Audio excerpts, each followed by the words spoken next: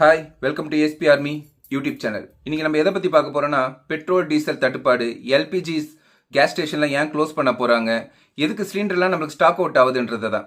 ஆனால் இதுக்கும் மேலே நம்மளுக்கு ஒரு பெரிய விஷயம் காத்துட்டு இருக்குது. அதை நம்ம எப்படி சமாளிக்க போறோம்னு தெரியல. அதையும் இந்த வீடியோவில் நம்ம கடைசியாக பார்ப்போம்.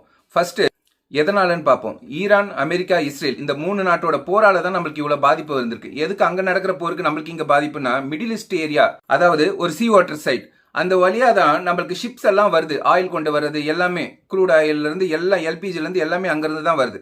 அந்த இடத்த கிராஸ் பண்ண ஈரான் வந்து பிளாஸ்ட் பண்ணிடுவேன்னு சொல்லி ஃபர்ஸ்ட் வந்த ஒரு ஷிப்பை பிளாஸ்ட் பண்ணிட்டாங்க. அதனால பிளாக் ஆகி போச்சு. இப்ப ரீசெண்டா திரும்பி ட்ரை பண்ணும் போதும் திரும்பி பிளாஸ்ட் பண்ணிட்டாங்க. இதனாலதான் நம்மளுக்கு இந்த தட்டுப்பாடு. சவுதி பக்கத்துல இருக்க ஆயில் டேங்க்ஸ் எல்லாம் பிளாஸ்ட் பண்ணிட்டாங்க. இதனாலதான் நம்மளுக்கு இன்னைக்கு பிரச்சனை கொஞ்சம் தலைவிரிச்சு ஆடிட்டு இருக்குது. ஏன்னா நம்ம வந்து ஆயில், இந்த மாதிரி எரிபொருள் எல்லாம் ஈரான், சவுதி, இஸ்ரேல், ரஷ்யா இந்த மாதிரி நாட்டுக்கிட்ட தான் வாங்கிட்டு இருக்கோம். இவங்க நாட்டோட போர் ப்ராப்ளத்தால தான் நம்மளுக்கு இந்த பிரச்சனை. ஃபர்ஸ்ட் இதை எப்படி சமாளிக்கலாம் நம்ம பார்ப்போம். பெரிய பிரச்சனை சொன்னேன் இல்லையா, அது என்னன்னு பாத்தீங்கன்னா மளிகை பொருட்கள். ஏன் மளிகை பொருட்கள் பாதிக்க போகுது? நம்மளுக்கு இருக்கிற இடத்துல இருந்து எல்லா ப்ராடக்ட்டும் ப்ரொடக்ஷன் ஆகுறது இல்ல. அங்க இருந்து ஒவ்வொரு ஏரியால இருந்து நம்மளுக்கு வர்றதுதான். டீசல் தட்டுப்பாடு ஏற்பட்டா லாரி போக்குவரத்து எல்லாம் ஸ்டாப் ஆகும். அதனால நம்மளுக்கு ஒவ்வொரு பொருளோட விலையும் எக்கச்சக்கமா உயரும். இப்ப உதாரணத்துக்கு நேற்று வந்து உளுந்து வந்து ஒரு 110 rupees கேஜி பார்த்தேன். ஆனா இன்னைக்கு பாக்குறேன் 140 இருக்குது. இத மாதிரி நம்மளுக்கு கண்ணுக்கு தெரியாம நிறைய பொருட்கள் ஏறிக்கிட்டே தான் இருக்கு. நம்ம ரொம்ப பாதிப்போம் இதனால. சிலிண்டர் ஏன் பற்றாக்குறைன்னு பாத்தீங்கன்னா, நம்ம சிலிண்டர் உற்பத்தி வந்து 12% தான் உற்பத்தி பண்றோம். பேலன்ஸ் எல்லாமே சவுதி, ஈரான், ரஷ்யா இவங்க கிட்ட இருந்து தான் வாங்குறோம்.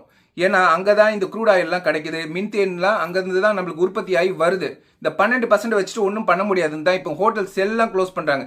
எங்கன்னு கேக்குறீங்களா?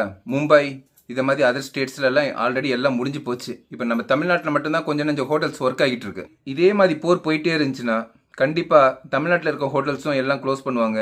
கேஸ் ஸ்டேஷன் எல்லாம் க்ளோஸ் பண்ணுவாங்க. ரொம்ப தட்டுப்பாடு வரும் டீசல், பெட்ரோல் எல்லாத்துக்குமே.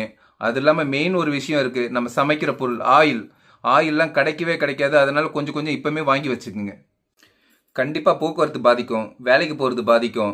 நம்ம இங்கேருந்து அங்கே போகிறது, பக்கத்தில் இங்கெங்கே ஆட்டோலாம் போயிட்டு இருக்கோம், அதெல்லாம் ரொம்ப ரொம்ப பாதிக்கும். முடிஞ்ச வரைக்கும் தேவையான விஷயத்துக்கு மட்டும் நம்ம யூஸ் பண்ணலாம். அந்த லாக்டவுனை சமாளிச்சிட்டோம். இதை எப்படி சமாளிக்க போறோன்ட்டு தெரியல. முடிஞ்ச வரைக்கும் சமையல் எண்ணெய், மளிகை பொருள் இதெல்லாம் கொஞ்சம் கொஞ்சம் வாங்கி ஸ்டாக் பண்ணிருங்க. ஏன்னா போக்குவரத்து ஸ்டாப் ஆச்சுன்னா விலை எந்த அளவுக்கு ஏற போகுதுன்ட்டு நமக்கும் தெரியாது, கவர்மெண்ட்டுக்கும் தெரியாது. நம்ம முன்னெச்சரிக்கையா இருக்கிறது நமக்கு நல்லது தானே. பக்கத்துல எல்லாம் போனோம்னா நடந்தோ சைக்கிளையோ போயிட்டு வாங்க. பைக், கார்லாம் யூஸ் பண்ணாதீங்க. அது கொஞ்சம் நம்மளுக்கு மிச்சப்படுத்தும். மற்றபடி சமைக்கணும்னா எலக்ட்ரிக்கல் ஸ்டவ்வும் கொஞ்சம் யூஸ் பண்ணுங்க. அதனால கேஸ் நம்மளுக்கு கொஞ்சம் மிச்சமாகும். என்னதான் மிச்சம் பண்ணாலும் மல்லிகை சாமான் ஏறதான் போகுது, அதையும் கொஞ்சம் ஸ்டாக் பண்ணிக்கோங்க. காய்கறிகள் சொல்ல முடியாத அளவுக்கு ஏற போகுது, அதையும் கொஞ்சம் ஸ்டாக் பண்ணிக்கோங்க. முடிஞ்ச அளவுக்கு நம்ம இதுல கொஞ்சம் சேஃப்டியா தப்பிச்சு இந்த ஒரு மாசத்தை கிராஸ் பண்ணிட்டோம்னா கண்டிப்பா இதுக்கப்புறம் இந்த ப்ராப்ளம் சால்வ் ஆயிடும்னு நினைக்கிறேன். See you, bye bye from your ASP Army YouTube channel.